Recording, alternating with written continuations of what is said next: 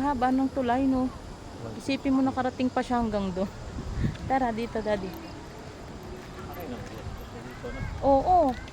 Hektaryo din naman ito. Bakit yung river na yan may swimming pool pa yan? Nasaan sina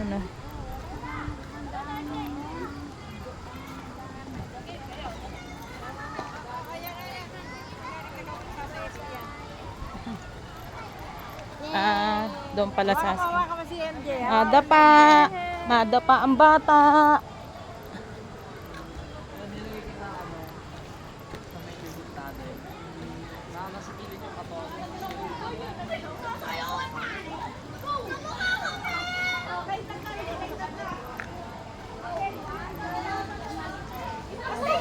Asan si Nene? Wala na sa'yo. Sasakay daw sila doon? Picture daw sila.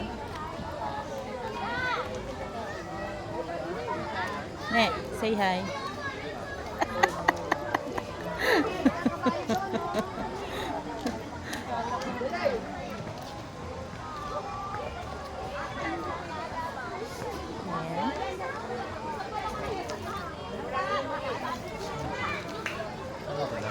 Ayan, nagpa-picture daw. Puro ba ng taga-Malaini naman?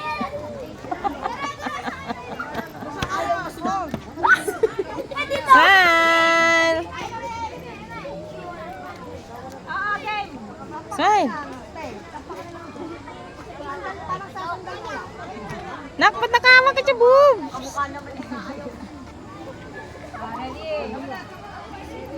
Mama, may maganda.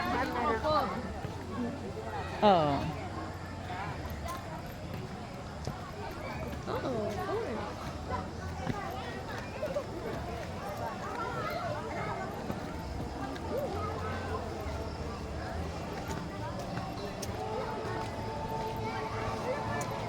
Dapat pumunta tayo doon sa kabila. Wala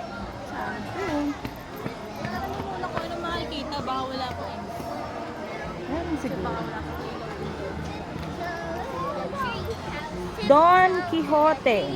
Don June Quixote. Eco Farm Resort. Ayan.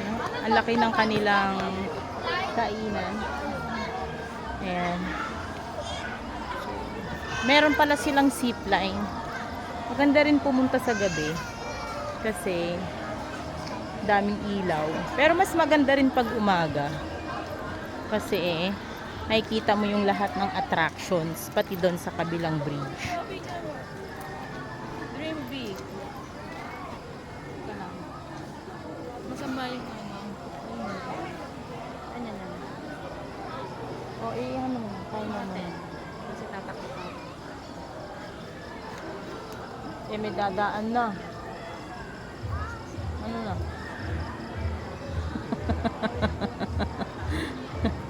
Ano na? Tingnan mo, gumalaw yata yung kamay ko. Putol na. Putol? Hindi naman. Ang pangit. Ayan o. Ha? Hindi rich. Ano sinasabi nila hindi na zipline? Zipline nga.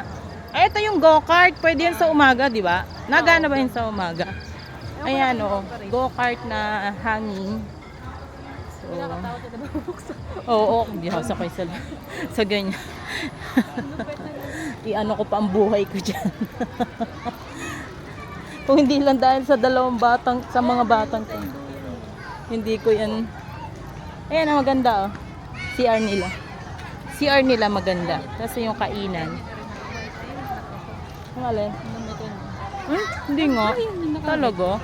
Yun lang, doon na rin siya dito. Oo. Tuturo ko mamaya kay Daddy. Ordinary. Ganun lang dapat ang tao. Sumobro naman. Hindi talaga nga. Mapagkakamalang ka ng alligator. Ayan, tapos may mga playground dyan. Ayan. Hanggang dun sa harapan. Malaki din yung parking space nila. Mag-enjoy din naman yung mga kids. Ang playground lang, mayroon siyang sand. So, ganyan po siya. Yan, mag-enjoy din po yung mga kids maglaro kahit papaano. Tapos, may waiting area. Daming ilaw, maraming palaruan, malaki ang parking space. So, doon sa kabilang side, hindi pa kami nakapunta.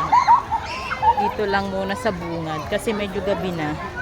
Mas maganda pag umaga para makita namin yung view. Pero sa gabi, napakaganda rin naman. So, syempre, ang advantage, it is 5 minutes away sa bahay namin. So, habang wala pa pong entrance fee at parking fee lang ang binabayaran dito. Pero yung mga lugar na kung saan gusto mong pumunta at magpa-picture, may entrance din po. Pero minimal lang naman yung entrance. Ayan. So, sa mga gusto pong pumasyal dito sa June Quixote Eco Farm Resort, ganito po yung loob niya. Makikita nyo po ay napakarami na pong vloggers ang nagbibideo dito at napipicture po ang eco farm na to. So, sa umaga mas maganda rin po siya. Nasaan na yun sila? So, ayun po yung mga anak ko nag-i-enjoy. May fireworks din pong konti. Ayan, sun po yung dito sa may playground area. So maganda rin po siya paghapon at gabi kasi malamig. Yun nga lang, di nyo makikita masyado yung mga attractions dito sa lugar.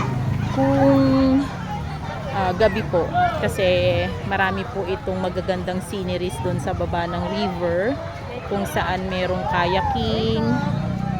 So, marami po talaga ditong pwedeng gawin, nakaka-relax. And since bago pong open ang Eco Farm Resort na to, ayan, so nag-i-enjoy po talaga yung mga tao, lalong-lalo na po yung mga malalapit lang dito sa lugar na to.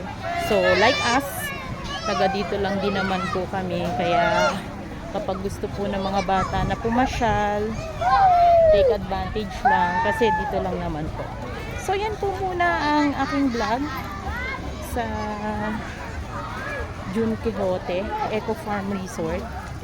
And quick preview lang po. Pwede nyong bisitahin para makita nyo po ang kagandahan ng farm. Napakarami pong tao, sobra. Kasi hindi po siya crowded kahit gano'ng karami yung tao. And maganda po talaga yung property.